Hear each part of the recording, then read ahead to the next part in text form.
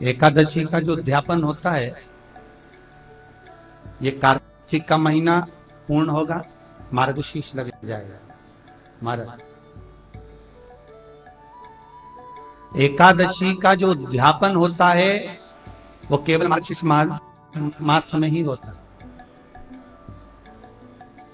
इसके सिवाय एकादशी का उद्यापन नहीं होता। अब महाराज, किसी ब्राह्मण से कभी आप लोगों ने इतनी बार उद्यापन की सोची होगी कि मुझे एकादशी का उद्यापन करना है, मुझे एकादशी का उद्यापन करना है, तो कभी किसी ब्राह्मण से जाकर आपने ये नहीं पूछा, कभी किसी ब्राह्मण से जाकर ये चर्चा नहीं करी कि मार्गशीर्ष मास में ही एकादशी का उद्यापन क्यों होता है, बाकी के महीने में क्यों नहीं होता? कार्तिक का बड़ा महीना है, माघ का बड़ा महीना है, और चलो तो चलो वैशाख का बड़ा महीना आ जाता है, अधिक मास का बड़ा महीना आ जाता है। सारे जितने व्रत हैं आपके, चतुर्थी का व्रत हो, छठ का व्रत हो, तीज का व्रत हो, पंचमी का व्रत हो, तुम्हारा अष्टमी का व्रत हो, ये जितने व्रत होते हैं सारे व्रतों का उद्यापन बड़ा महीना देखकर कर दिया जाता है, पर एकादशी का जो उद्यापन है केवल मार्गशीर्ष मास में ही होता है।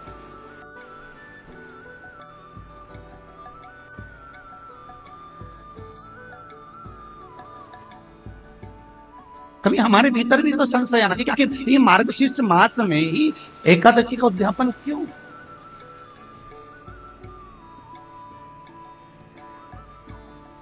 सारे महीने छोड़कर हम मार्गशीर्ष मास का इंतजार करते हैं कि आए, और मार्गशीर्ष मास में आए और हम एकादशी का उद्यापन करें, हमारी एकादशी पूर्ण हो जाए, और मार्गशीर्ष मास का इंतजार करते करते करते करते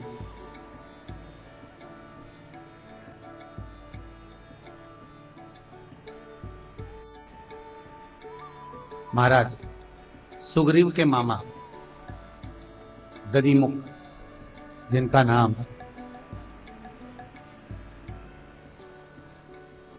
वो अपने शरीर को ये विचार करते थे कि मेरा शरीर भगवान ने दिया तो दिया क्यों?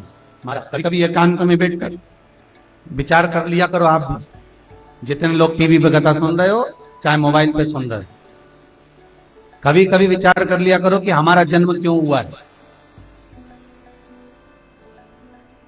सुग्रीव के मामा दधिमुख जी बैठे विचार करते, रोज प्रतिदिन किसी न किसी संत के सानिध्य में पहुंच जाते, किसी सदगुरु की शरणागति में पहुंचकर, और यही पहला प्रश्न रखते कि मुझे, मेरा संशय केवल एक है और वो संशय मिटा दीजिए कि मेरे जन्म का कारण क्या है, मैं क्यों पृथ्वी पर जन्म लिया।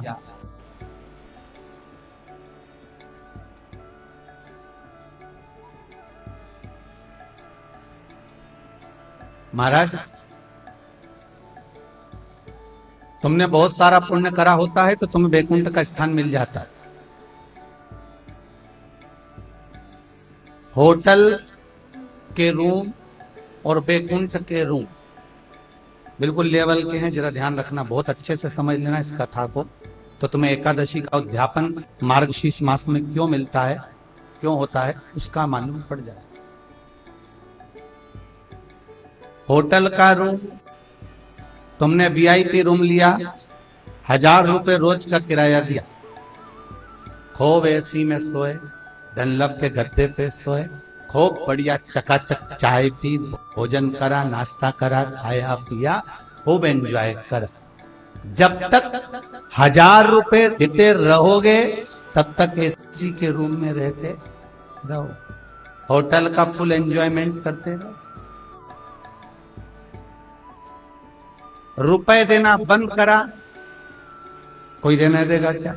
उसी पल खाली करना पड़ेगा, सवेरे 9 बजे जाइए।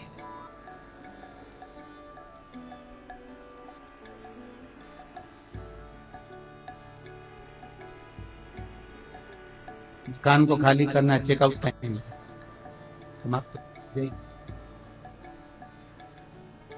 वेटर से कह दिया जाएगा इनका सामान उठाओ, बाहर रख दो, और अगर वो रूम पहले से भी बुक है किसी के लिए तो और जल्दी खाली करवा दिया जाएगा, 8:30 बजे से, चलो सब खाली करो, सब खाली करो, चलो निकलो बाहर, क्योंकि 9 बजे दूसरा आने वाला, निकलो।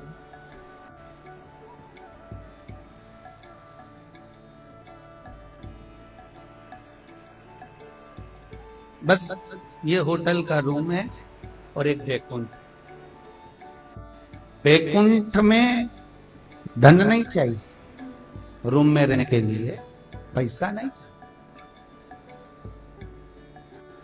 बैकुंठ में रहने के लिए केवल तुम जो भजन कर रहे हो, तुमने जो पुण्य करा है, तुमने जो सत्कर्म करा है, तुमने जो दान करा है, तुमने जो भगवत चर्चा करी है, तुमने जो भगवत नाम लिया है, तुमने जो भगवत स्मरण किया है, तुमने गौ माता को एक रोटी दी है, तुमने अगर बहन बेटी ब्राह्मण आदि का आदर किया है, तुमने माता पिता का सम्मान किया है, तुमने अपने मित्र को सखा को परिवार में किसी को धोखा नहीं दिया है, किसी की जायदाद जमीन सत्ता हड़पी नहीं है, तो आपने जो पुण्य करा, कहीं बावड़ी खुदवाई, कहीं तालाब खुदवाए, कहीं कचरा पड़ा था उठाकर कहीं डस्टबिन में डाल दिया, किसी सरोवर में पानी में कचरा हो रहा था उसको तुमने हटा दिया, तो किसी संत जन को, गुरुजन को, ब्राह्मण को भोजन आदि करा दिया, कहीं किसी में किसी की पड़ी हुई पत्तल को उठाकर तुमने डस्टबिन में डाल दिया, किसी के बर्तन जूते पड़े थे मांज दिए, घस दिए, ये जो पुण्य है, ये हमारा करा हुआ पुण्य हमें बैकुंठ में रखता है। और धीरे धीरे एक एक पुण्य का भाग हमें भोगने को मिलता जाता है। पुण्य का भाग भगवान के पास जाता है। एक दिन का पुण्य समापन, दूसरे दिन का चालू, दूसरे दिन का समापन, तीसरे दिन का चालू, तीसरे दिन का समापन, चौथे दिन का चालू। जब धीरे धीरे धीरे धीरे पुण्य समाप्त हो जाता है तो धक्के मारकर वापिस यहीं पर फेंक दिया जाता है।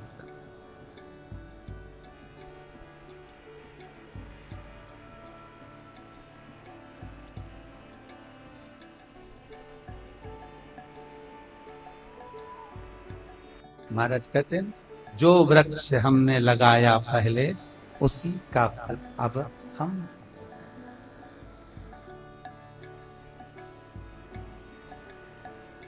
उसी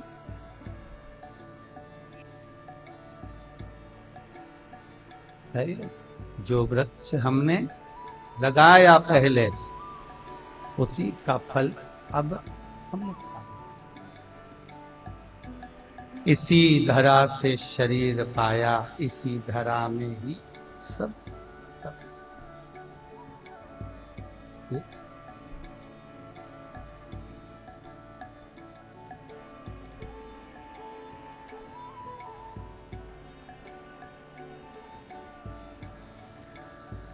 और यहीं से जन्म पाकर यहीं पर वापस आना है। एक होड़ लगी हुई है अभी दुनिया के लोगों में, हमें बैकुंठ जाना। जाने से पहले विचार कर लेना, होटल का बिल देख लेना।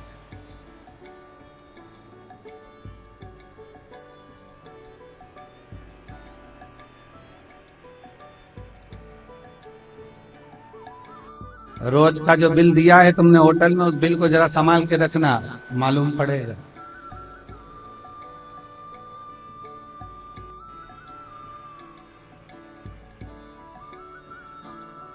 बस उस बिल को देखते रहना और अंतिम समय में बैकुंठ को याद करते रहना कि तुम्हारा पुण्य समाप्त तो होगा और तुम्हें धक्के मारकर वापस भेज दिया जाएगा। इसीलिए जो शंकर के भगत होते हैं ना, और भगवान नारायण के जो भगत होते हैं ना, शंकर भगवान और नारायण, भगवान विष्णु का जो घर है वो बैकुंठ में, और भगवान विष्णु का जो फार्म हाउस है, भगवान विष्णु का जो फार्म हाउस है वो गौलोक धाम। इसलिए सूरदास जी ने अपने पद में लिखा है, कहा करऊ में बैकुंठ के जाए।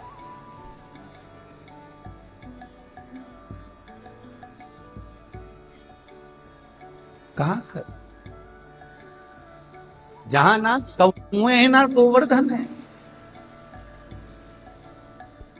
बैकुंठ में ना कौए मिलने वाली है ना गोवर्धन मिलने वाले हैं। बैकुंठ में बस अगर कोई मिलेगा तो नारायण और लक्ष्मी, थोड़ी देर के लिए नारायण मिलेंगे, बाकी के समय लक्ष्मी मिलेंगे।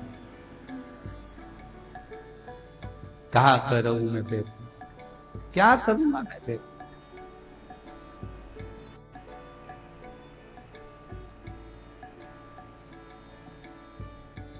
क्या।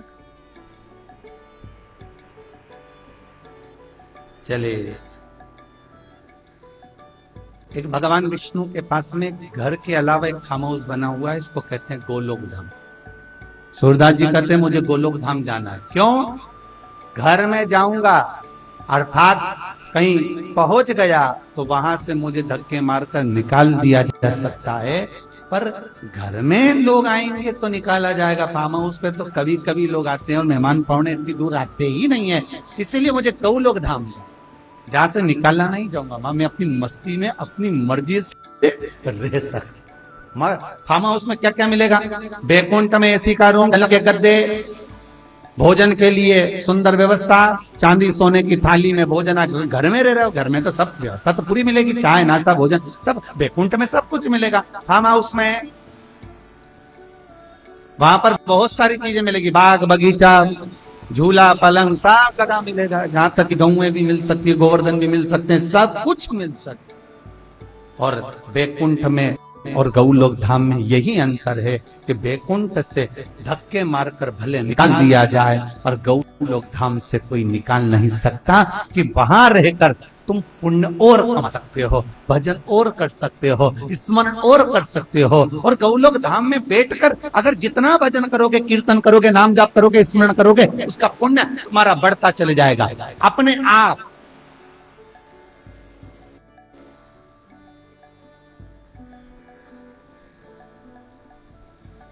दो देवता ऐसे हैं जिनके पास में अगर हम सही जगह पहुंच गए तो धक्के मारकर नहीं निकाले जा सकते। एक भगवान विष्णु जिनके गोलोक धाम में पहुंच जाए, दूसरे भगवान शंकर जिनके कैलाश धाम में पहुंच जाए, भगवान शिव के धाम में, वहां से किसी को धक्के मारकर नहीं निकालते, बल्कि और लोग धक्का मार के वहां तक ले जाते। शंकर जी कहां रहते? शमशान में। वहां से कौन धक्के मार के निकालता है? ईमानदारी से बोलो, आज तक किसी को शमशान में से धक्के मारकर निकाला हो तो किसी एक आध का नाम जरूर बता देना। वहां तो और लोग, वो जाना नहीं चाहता तो लोग उसको अर्थी पे बांध बांध के ले जाते हैं। अच्छे जम के बांध के ले जाओ, दमदार।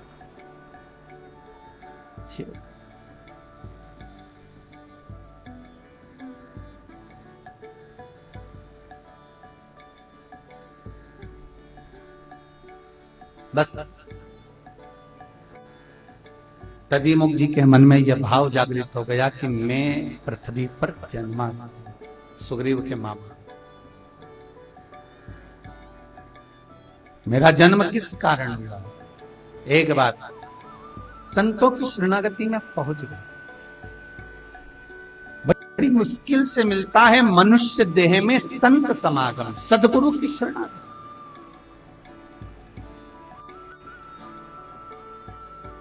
पड़वल जी, अगर आप यहाँ आए हुए हैं, या ये छत्तीसगढ़ वाले आए हैं, हरडिया जी आए हैं, भोपाल से आए हैं, बहनों आई हुई है, कहीं मंदसौर, कोई राजगढ़ से, कोई उज्जैन से, कोई इंदौर से, तो ये सब आप लोग अगर आए हैं यहाँ कथा में, तो ये आपकी सामर्थ्यता नहीं है कि आप यहाँ तक पहुंच जाएं। ये तो आपके पूर्वजों की और परमात्मा की कृपा थी जो कार्तिक महीने में आप यहाँ तक पहुंचे।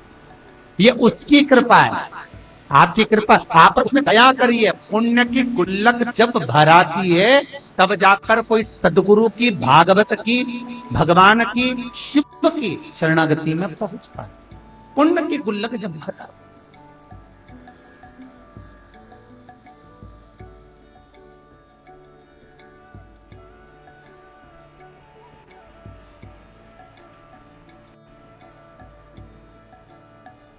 जब तक उधर से इशारा नहीं होता मेरे विश्वनाथ का, जब तक मेरा ठाकुर झाला नहीं देता, तब तक कोई आता ही नहीं। वो बुलाया है तब आए हो। दधिमुख जी कह रहे हैं हमें संतों की शरणागति में जा, संतों की शरणागति में दधिमुख जी नित्य जाते, नित्य। और प्रयास करना आप अपनी जिंदगी में कि असली गुरु की शरण जाओगे तो जीवन में कभी धोखा नहीं खाओगे। हाँ, ये जरूर हो सकता है आज के जमाने में तो गुरु भी ढेर सारा हो गया। जैसे भैरू जी का मंदिर ढेर सारा, पीपल के पेड़ के नीचे इतने बड़े बड़े पत्थर रखे, सब पे सिंदूर पुता, सब पे सिंदूर पुता। एक पढ़ा लिखा लड़का था, उसने अपने पिताजी से पूछा इतने सारे पत्थर रखे, सब पे सिंदूर पुता है पीपल के पेड़ के नीचे, ये क्या है? पिताजी बोले ये भैरू जी है। तो लड़का बोला इतने सारे भैरू में असली भैरू कौन सा है? इतने सारों पर सिंदूर पुता है तो असली भैरू कौन सा है?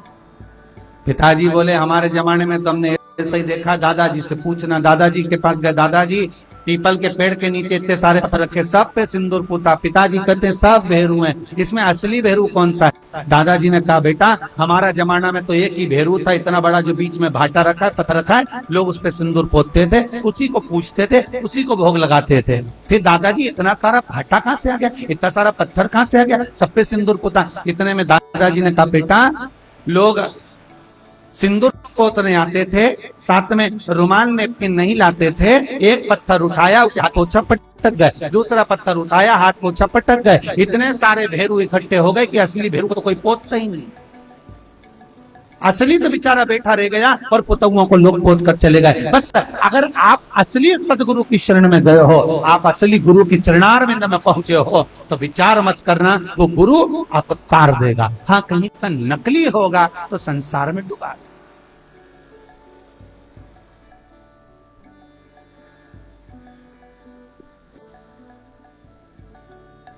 संसार में डुबा दिया।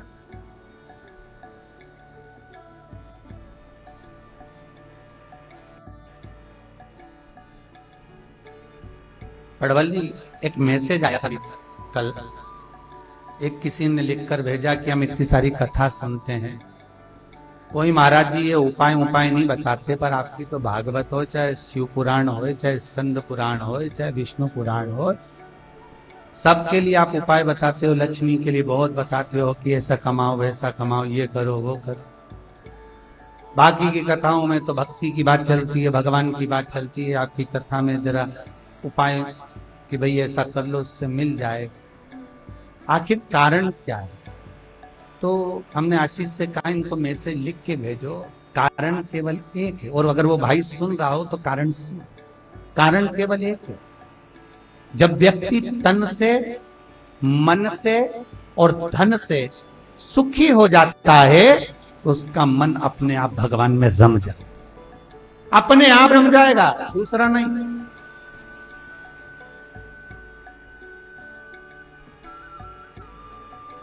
और आजमा कर देखना, अपने मोहल्ले में जिसका मन बहुत अच्छा होगा ना, प्रसन्न चित्त वाला होगा ना, तो गणेश जी बिठाएंगे ना, तो उसको पकड़ के, काका चलो ना, भाऊ चल ना, आगे देख के काम करना, जरा सा थोड़ा काम करो ना। और जिस माता का मन अच्छा होगा उससे कहेंगे थोड़ी रंगोली डालना, तुम मन अच्छा है ना इनका। और किसी के पास धन अच्छा होगा, बहुत पैसा होगा, तो भी उसके लोग कहेंगे, काका जी तुम्हारे पास थोड़ा पैसा, थोड़ा गणेश जी में लगाओ ना, थोड़ा देवी जी में लगाओ ना, थोड़ा अनुष्ठान में लगाओ ना। अगर धन अच्छा है तो लगाएगा तो जुड़ेगा, जुड़ेगा तो जाएगा, जाएगा तो दर्शन करेगा, दर्शन करेगा तो पुण्य कमाएगा।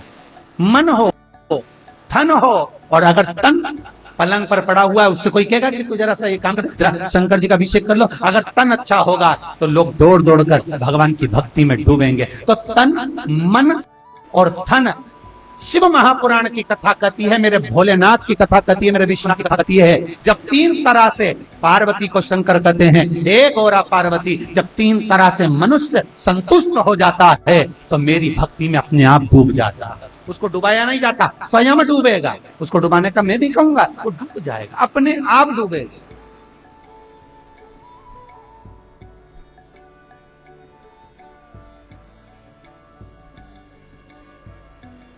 एक व्यक्ति से आप कहो भैया 500 रुपए दान करना, जरा करेगा क्या?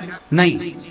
पर उस व्यक्ति को, उसी व्यक्ति को अभी प्रमोशन मिल गया हो, उसी व्यक्ति को खूब पैसा कहीं से मिल गया हो, और फिर बोलना भैया काका जी 500 रुपए, अरे 500 ले, 1000 लेके जा, 101 ले लेकर जा। अगर सुख मिलेगा तो आप भी सुख प्रदान करोगे। तुम देखना, दुख मिलता है तो लोग दुख प्रदान करते हैं। तो बहुत दुखी व्यक्ति के पास जाके बैठ जा, वो हमेशा रोता ही मिलेगा, मेरे साथ तो धोखा कर दिया, भगवान उसको ऐसा कर दे, भगवान उसको ऐसा कर दे, मेरा तो पूरा पैसा खा लिया। दुखी व्यक्ति दुख ही बांटेगा।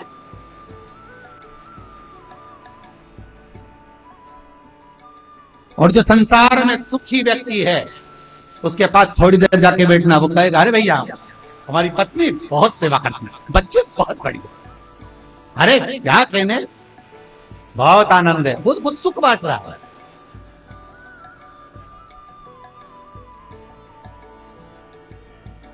अब जो बांटोगे वो तो मिलेगा ना, सुख बांटोगे तो सुख मिलेगा, दुख बांटोगे तो दुख मिलेगा, बांटी रखो।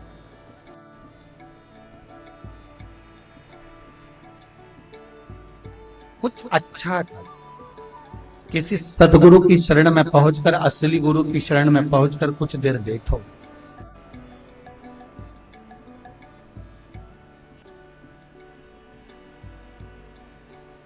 भगवान दत्तात्रेय 24 गुरुओं का व्याख्यान वर्णन करते हैं। दत्त गीता, कपिल गीता, भीष्म गीता, ललिता गीता, श्रीमद् भगवत गीता, इन सारी गीताओं को एक एक बार जरूर पढ़िएगा। हो मौका मिले, समय मिले तो पढ़ो। गीता प्रेस गोरखपुर की बुलवा कर पढ़ो, पर पढ़ो।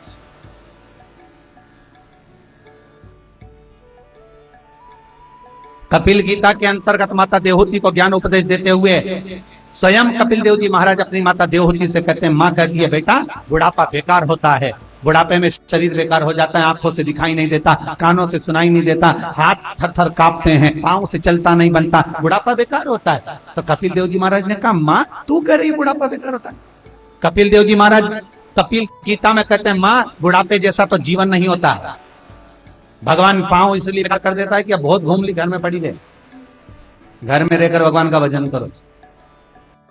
भगवान नयन इसलिए कमजोर कर देते कि दुनिया को बहुत देख लिया, अब भीतर देख लो, आत्मदर्शन। कान बेकार हो जाते हैं, भगवान कहते हैं अब कानों से जगत की बहुत सुन ली, अब अपने दिल की सुनो। बूढ़ी मां ने कहा, बुढ़ापे में हाथ थर थर कांपते हो। कपिल देव जी महाराज कहते हैं, इससे बढ़कर भगवान और क्या कृपा करेगा। तू माला पकड़ के बैठती है और जपते जपते जब तेरा हाथ कांपता है तो एक मनके की जगह 2-4 खसक जाते। एक मनके के साथ भगवान 4 मनकों का पुण्य एक साथ दे देते हैं बुढ़ापे में। इससे बड़ा सुकून और कहां मिलेगा। कपिल गीता में कपिल देव जी महाराज माता देवहूति को ज्ञान उपदेश। बचपन हो, जवानी हो, अधेड़ी हो, चाहे बुढ़ापा, हमारी चारों अवस्था भगवान ने अगर दी है तो वो चारों श्रेष्ठ दी, कुछ गलत नहीं दिया भगवान ने। भगवान ने जो दिया सब अच्छा दिया, उसमें अच्छा ढूंढो। हाँ, दुनिया के लोगों की आदत रहती है हर चीज में बुराई ढूंढना। एक व्यक्ति बैठा हुआ था और चलते चलते बेर के पेड़ के पास गया। बेर लगे थे, केरी लगी थी, आम लगा था। उसने कहा भगवान में तो अक्ल ही नहीं है। तो दोस्त ने पूछा क्यों नहीं है? बताओ, इतना बड़ा आम का पेड़, आम लगाया इतना सा, इतना बड़ा बेर का पेड़, बेर लगाया इतना सा। भगवान में बिल्कुल अक्ल। अब वो व्यक्ति बैठा चला, उसको गर्मी लगने लगी तो एक नारियल के पेड़ के नीचे जाके बैठ गया। नारियल के पेड़ के नीचे बैठा, ऊपर से हवा चली तो नारियल उसके सिर पे गिरा, बेहोश हो गया। बाद में उठा, उठते से बोला भगवान जो करता है सब अच्छा करता है। अच्छा हुआ वहां पे कद्दू नहीं लगता है। अगर कद्दू लगा देता, काशी फल लगा देता, लौकी लगा देता और एक बार में गिरता तो कद्दू तो नीचे आ जाता ना, काका ऊपर चले जाता है। अच्छा है ना, भगवान जो करता है सब अच्छा। उसने कुछ सोच समझ कर दिया।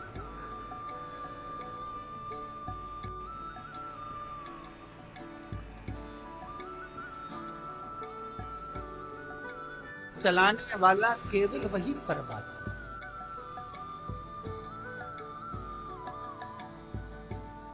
कोई दूसरा नहीं चला रहा है। जो बनाया उसने गलत नहीं बनाया, जो सिद्ध करा उसने गलत नहीं करा।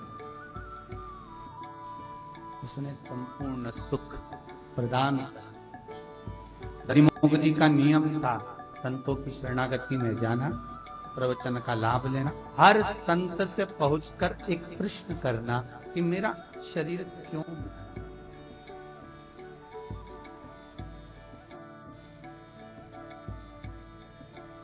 महाराज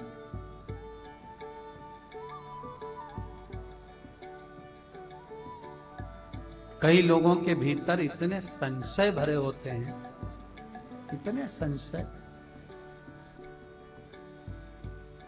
और वो संशय समाप्त ही नहीं होता अंतिम तक भी।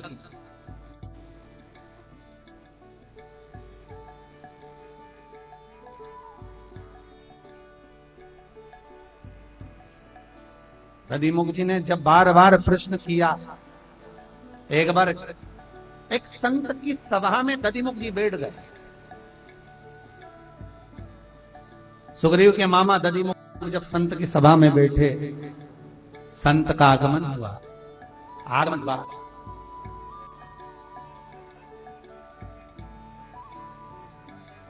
दधिमुख जी प्रश्न करते, उससे पहले संत ने प्रश्न कर दिया, कैसे आना हुआ। अब दधिमुख को तो यह प्रश्न था कि मेरा जन्म ही क्यों हुआ, किस लिए आए। आज संत ने प्रश्न कर लिया, कैसे आना हुआ। जैसे ही प्रश्न करा संत ने कि कैसे आना हुआ, दधिमुख जी ने एक ही उत्तर दिया, बहुत नाम सुना था तो विचार किया कि एक बार जाऊं मैं आपकी शरण में और कुछ जीवन का, भगवत भजन का लाभ लेकर आऊं। दधिमुख जी ने उस दिन किसी संत से प्रश्न करना ही बंद कर दिया कि क्यों। प्रश्न का उत्तर मिल गया। बहुत नाम सुना था महाराज, जब कीट पतंगा, झिंगुर, इल्ली, कीड़ा, गोबर का कीड़ा, पशु पक्षी, ये सारी योनियां जब हम काटते हैं, इन योनियों में हमको लगता है कि मैं कब पृथ्वी पर अच्छे रूप में जन्म लूंगा, कब अच्छे। दधिमुख का वो प्रश्न खत्म हो गया। अब वो प्रश्न नहीं बचा कि मेरा आगमन क्यों हुआ है, मैं क्यों जन्मा हूं, क्योंकि संत ने एक प्रश्न पूछा, कैसे आना हुआ।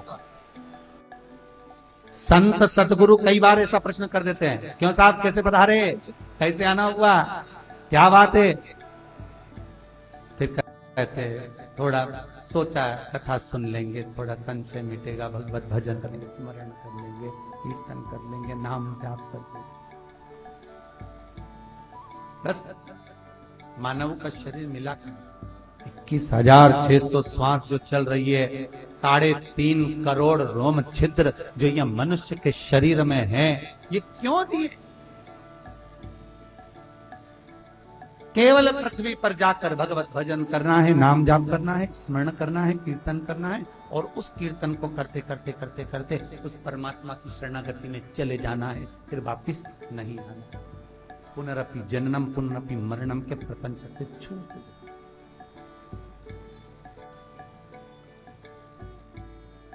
पंढरपुर में चंद्रभागा नदी है, गए हो दर्शन करने।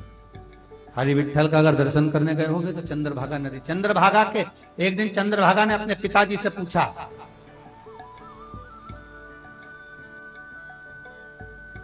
चंद्रभागा नदी ने अपने पिताजी से पूछा, पिता जीवन का अंतिम छोर क्या है। चंद्रभागा नदी अपने पिता से पूछ रही है, जीवन का अंतिम बिंदु क्या है।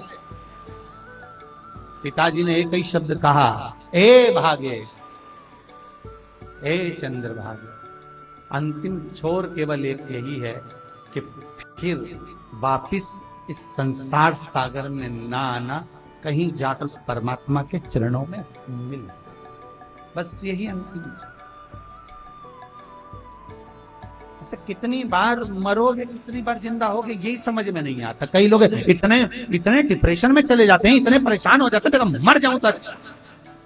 मरो ना, मरो।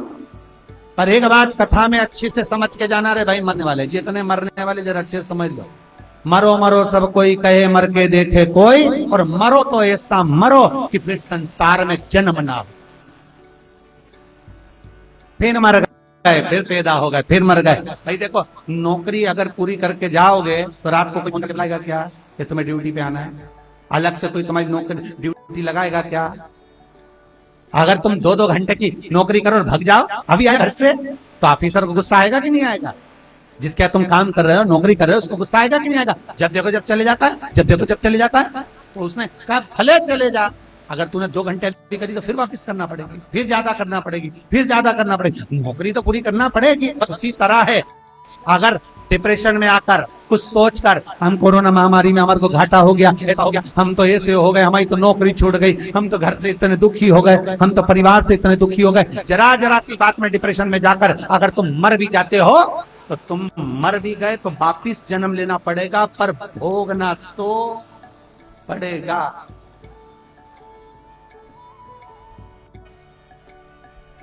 क्यों मरो? कौन दी ऐसी अकल की मरो? संत तो एक ही बात कहते हैं कि कुछ मत करो, बस भगवान का भजन करो, स्मरण करो, कीर्तन करो, मरने का प्लान कैंसिल करके भगवान की भक्ति में रम जाओ, कभी तो संवारे, कभी तो सुने।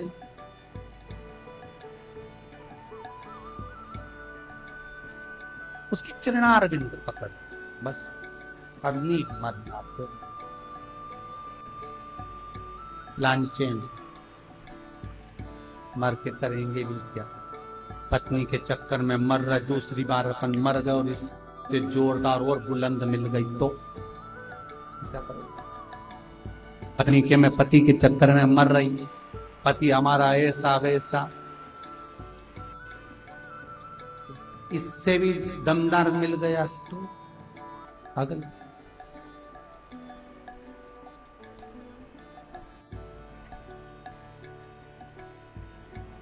थोड़ा समझो अपने जीवन को, क्यों किस।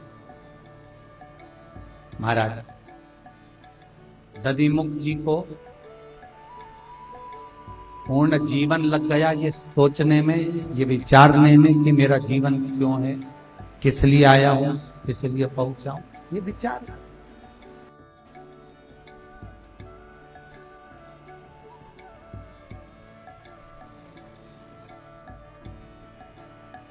जब दधिमुख जी सुग्रीव के मामा जो भगवान की भक्ति में निरंतर डूबे रहते थे, भगवत भजन कीर्तन में, मार्गशीर्ष मास था, एकादशी का दिन था। सुग्रीव के मामा दधिमुख जी ऐसी कोई एकादशी नहीं जिसको छोड़ देते हो, सारी एकादशी में पुण्य करना, दान करना, सत्कर्म करना, भजन करना, कीर्तन करना और नाम जाप में डूबे रहना।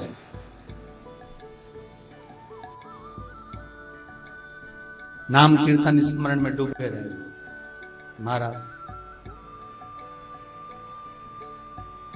3 कथाएं मार्गशीर्ष मास के लिए है। मार्गशीर्ष मास में एकादशी का उद्यापन क्यों होता है? 3 कथाएं, और बहुत सावधानी से सुनोगे तो आनंद की अनुभूति हो। कई लोगों के तो हृदय के संशय मिट जाएंगे कि मार्गशीर्ष मास में ही एकादशी का उद्यापन क्यों होता है, बाकी के महीनों में क्यों नहीं तो बैसाख में लोग कर ले, माघ महीने कर ले, कोई और अच्छा महीना ढूंढकर उसमें कर ले, कार्तिक आदिक में। पर मार्गशीर्ष मास में कार्तिक का महीना पूर्ण होगा और कार्तिक की पूर्णिमा के बाद मार्गशीर्ष मास लग जाएगा बस। तो इस महीने में जो उद्यापन एकादशी का होता है, उसका प्रमाण, उसका आनंद, उसका सुख।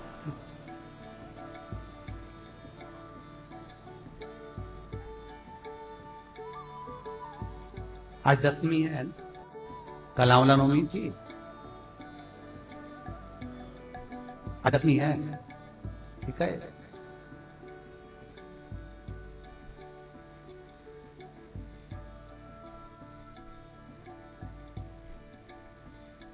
कुंवार का महीना पूर्ण हुआ और कार्तिक का महीना है। वह अश्विन का महीना पूर्ण होए तो कार्तिक महीना जब आया तो अश्विन के शुक्ल पक्ष की 10वीं से लेकर आज कार्तिक के महीने की शुक्ल पक्ष की 10वीं तक कार्तिक का व्रत होता है।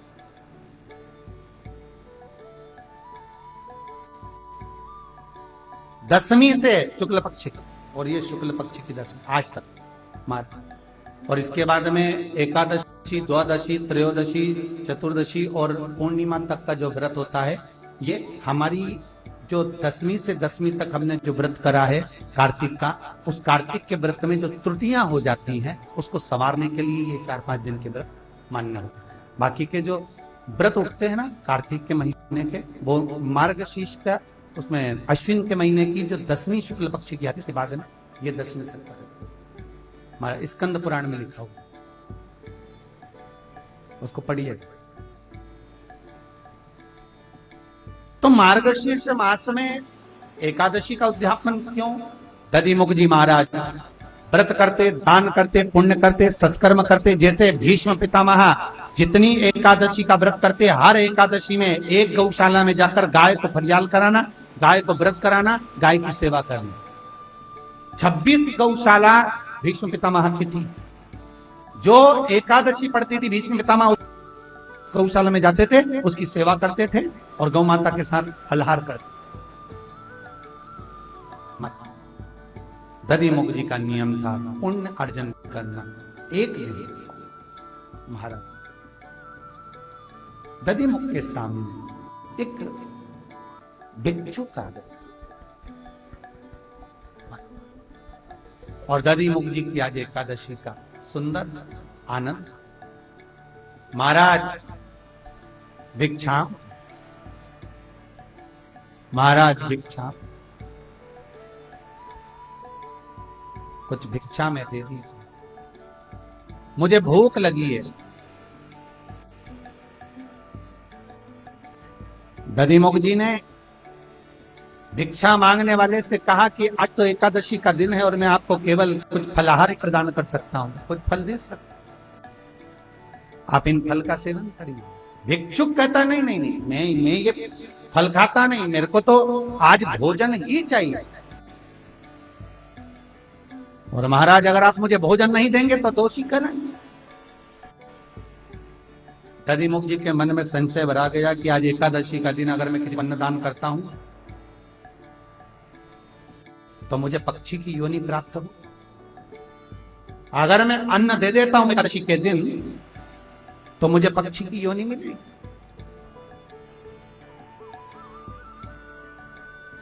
और यदि मैं आज एकादशी के दिन इसको भूखा छोड़ देता हूं तो मुझे नरक का भोग मिलेगा। कभी कभी ऐसी समस्या अपने बीच में भी आ जाती है, बहुत बहुत समस्या आती है। महाराज पड़वल जी, एक बार अधिक मास का महीना चल रहा था और कथा ऑनलाइन चली रही थी, तो उसमें एकादशी पड़ी कृष्ण पक्ष की। हरिया जी आप थे उसमें? कृष्ण पक्ष की एकादशी। अब एक गाड़ी भराकर कहीं गुजरात से कुछ लोग आए, रुके, आनंद लिया उन्होंने। एक दिन पहले 10वीं को आ गए होंगे एकादशी। अब उनका कहना है कि हमको एकादशी का व्रत करते ही और हमारे लिए तो भोजन होना। अब इतनी संशय में पड़ गए, एक तो कोई भगत आया आश्रम से भूखा जाए, ये भी बड़ा दुख की बात। अब यहाँ आ जाओ तो भूख के जाए तो हमारा भी दिल दुखे, और एक तो एकादशी का दिन बिना फराल के चले। अब बड़ी समस्या।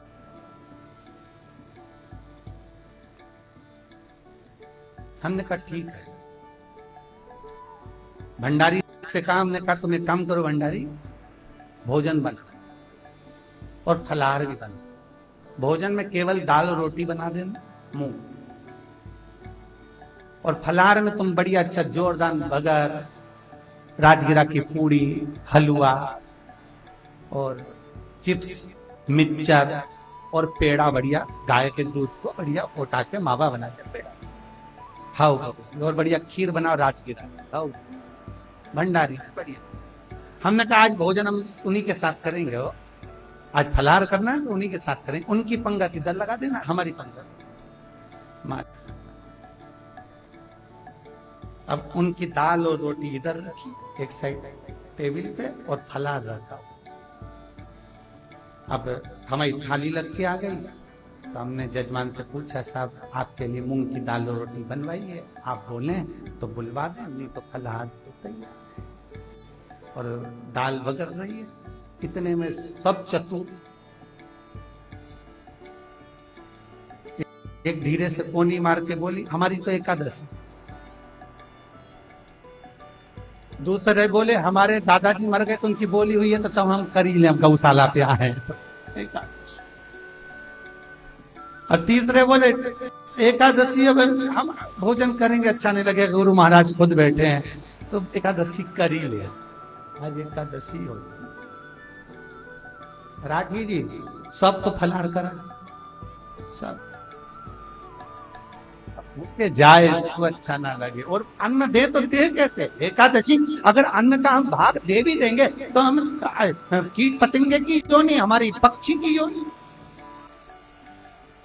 और फलार ना कराएं, भोजन ना कराएं, आश्रम में आए, गौशाला में आए, वृद्धाश्रम में आए, और कोई भंडारी के दरवाजे से कोई भूखा जाए तो भी अच्छा नहीं लगे तो भोजन कराए, बढ़िया। तो नरक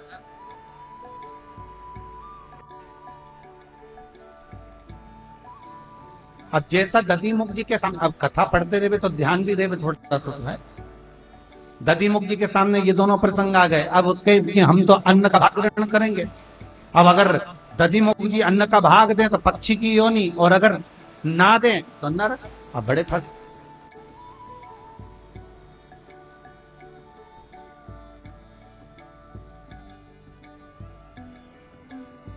इसलिए ध्यान देना, कल एकादशी रहे से तो है ना, सबका फलियार बनना है, भोजन के चक्कर में मत रही हो।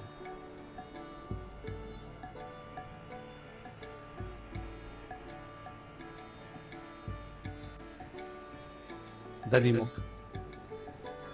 निवेदन करे, महाराज आपको मैं अन्न तो नहीं दे सकता, हाँ आप यदि कृपा करें तो मैं आपको सुंदर भात फल का ला कर दे सकता हूं, और सुंदर फल ला कर दे देता हूं, फलहार देता हूं, दूध ला कर दे देता हूं, कुछ अच्छी सामग्री बना कर दे देता हूं, पर आप अन्न का भाग नहीं। भिक्षुक तो अड़ गया, मुझे अन्न का भाग, अन्न का भाग मुझे ग्रहण करना है। दधिमुख जी ने उसी समय हाथ जोड़कर जिन देवताओं के दरवाजे पर, जिन संतों की शरणागति में, जिन सदगुरुओं के पास में बैठकर प्रवचन सुना था, भजन किया था, कीर्तन करा था, स्मरण करा था, नाम जाप करा था, नाम कीर्तन में डूबे रहे थे, सारे संतों का, भगवंतों का स्मरण किया। और सारे संत और भगवंत स्मरण कर कर उनका जब स्मरण किया गया तो जितने संतों की एकादशी थी उन सारी एकादशी इस दधिमुख के सामने आकर खड़ी हो। देखिए सारी एकादशी दधिमुख के सामने आकर खड़ी हो, और खड़ी होकर उन एकादशी ने दधिमुख से कहा, दधिमुख तू चिंता मत, हम सूर्य नारायण से विनती करते हैं, और आज का तेरा जो भाग है तो सूर्य नारायण से विनती कर कर, सूर्य की उपासना कर कर, और आज का भाग जो भी है तो दधिमुख चिंता ना कर, सूर्य की साक्षी में तो इसको वचन दे दे कि मैं इसको भोजन कराऊं, और जैसी तुम वचन दोगे हम सूर्य को धीरे धीरे ढलवा देंगे, दूसरा दिन लग जाएगा, पालना का दिन रहेगा, तुम इसको भाग प्रदान कर दो, एकादशी का क्रम। महाराज दधिमुख जी ने कहा नहीं मानो, एकादशी से करें, अगर आप ऐसा छल करोगे तो ठीक नहीं है।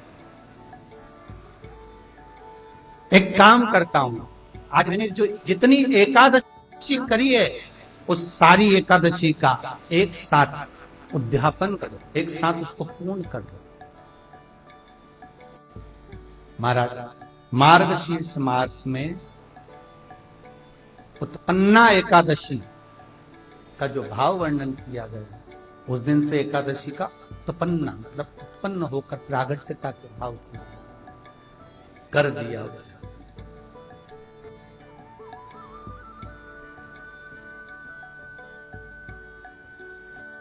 जो भिक्षुक सामने खड़ा था वो भिक्षुक नहीं था, स्वयं नारायण, स्वयं भगवान विष्णु सामने खड़े थे, और खड़े होकर एकादशी उनके नजदीक में खड़ी थी, और तुरंत नारायण ने कहा, सुन दधिमुख, इतनी एकादशियां हैं, 26 एकादशियों के लोग व्रत करेंगे, पर इस मार्गशीर्ष में तूने मेरा स्मरण कर कर सारे संत महात्मा जोगी सन्यासी तपस्वी साधक उपासक जितने भजनावली कीर्तनीय जितने भी हुए हैं सबका तूने स्मरण करा है, सबको तूने विराजमान करा है, सबको तू लेकर आया है। इसलिए बस यही महीना ऐसा होगा जिसमें एकादशी का उद्यापन होगा और एकादशी पूर्ण रूप से तुम्हें वर प्रदान।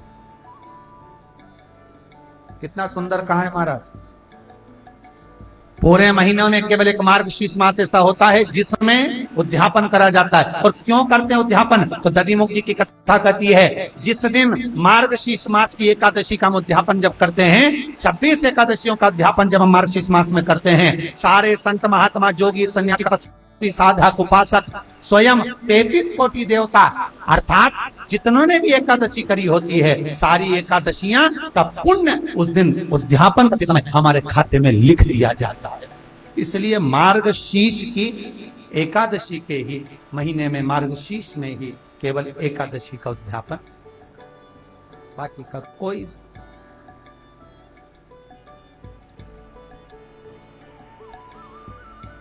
देखो बहुत ध्यान देना महाराज, इसको और सरल भाषा में समझ लो। व्यापार करना है अपन पूना में भी कर सकते हैं, व्यापार करना है तो अपन नासिक में भी कर सकते हैं, व्यापार करना है जहां रहते हो इंदौर भोपाल वहां पर भी व्यापार कर सकते हैं। पर अगर तुम्हारी किस्मत में बाहर जाकर व्यापार कर कर सुख ज्यादा पाना है, कहीं गए और वहां से ज्यादा कमा कर लिया है तो गलत है क्या? कुछ नहीं, आप गए लेकर आए।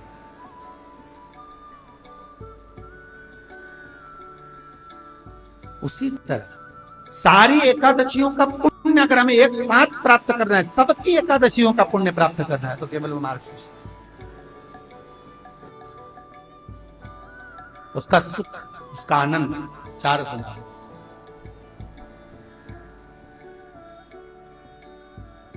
हम कई बार निवेदन करते हैं, आप अगर एकादशी का व्रत कर रहे हो महाराज, पूरे साल एकादशी करो, मना नहीं है, पर मार्गशीर्ष मास में जो एकादशी है स्कंद पुराण कहती है कि दोनों एकादशी का व्रत कर कर या पूजन कर कर हम सारे दुनिया में जितने संत महात्मा जोगी सन्यासी तपस्वी साधक उपासक हुए जिन्होंने एकादशी का व्रत करा है उनकी पुण्यता हम प्राप्त कर सकते हैं। ये केवल 2 एकादशी, केवल 2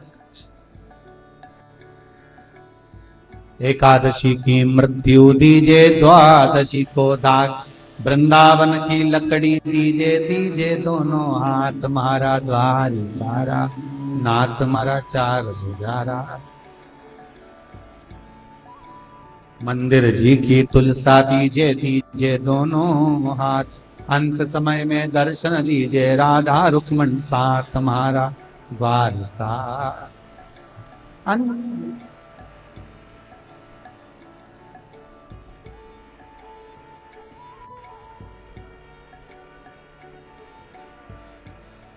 महाराज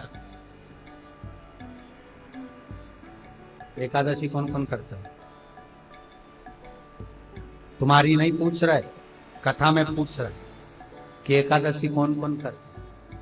वही बात, आप हाथ मत उठाओ, टीवी के सामने बैठे हो तो जितने लोग भी सोच रहे हो उसको हम करते हैं, तुम्हारी नहीं पूछ रहे। एकादशी कौन कौन करता है? 33 कोटि देवताओं में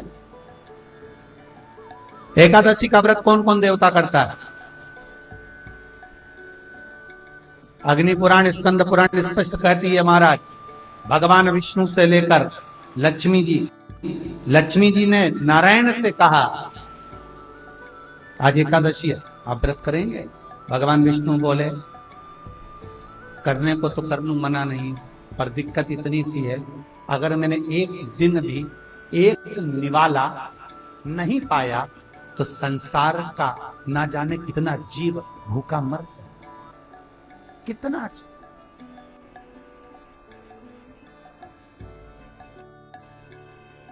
लक्ष्मी जी ने कहा तो मैं व्रत करूं कि ना करूं? नारायण के शब्द सुनिएगा महाराज, स्कंद पुराण, विष्णु पुराण, अग्नि पुराण। नारायण कहते हैं लक्ष्मी तू एकादशी का व्रत कर,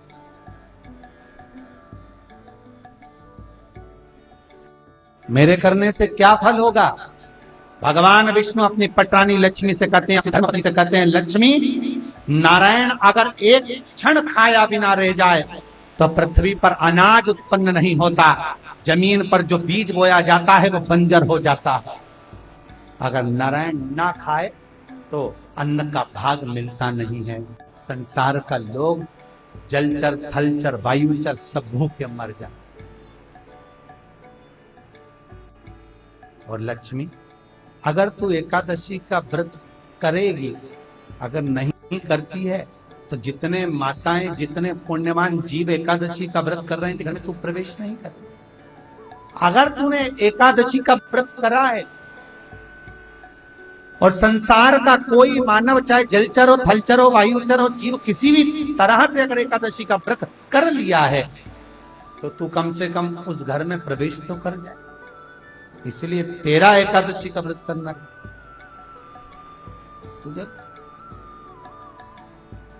महाराज, श्रीमद् भागवत कथा कह रही है, भगवान कृष्ण का पावन चरित्र कह रही है। रुक्मणी और सत्यभामा, कालिंदी, मित्रवृंदा, लक्ष्मणा, सप्तमी सब संपूर्ण रूप से एकादशी का व्रत करते हैं। भगवान नारायण की यहाँ पद्मावती, श्रीदेवी, भूदेवी सब एकादशी का। श्रीमद् भागवत कथा वर्णन कर रही है, कार्तिक महत्तम कह रहा है कि आपके जीवन में करा हुआ पुण्य सत्कर्म, अर्थात हमारा जो जन्म हुआ है वो केवल भगवत भजन के लिए, स्मरण के लिए, कीर्तन के लिए, नाम जाप के करो भगवत भजन।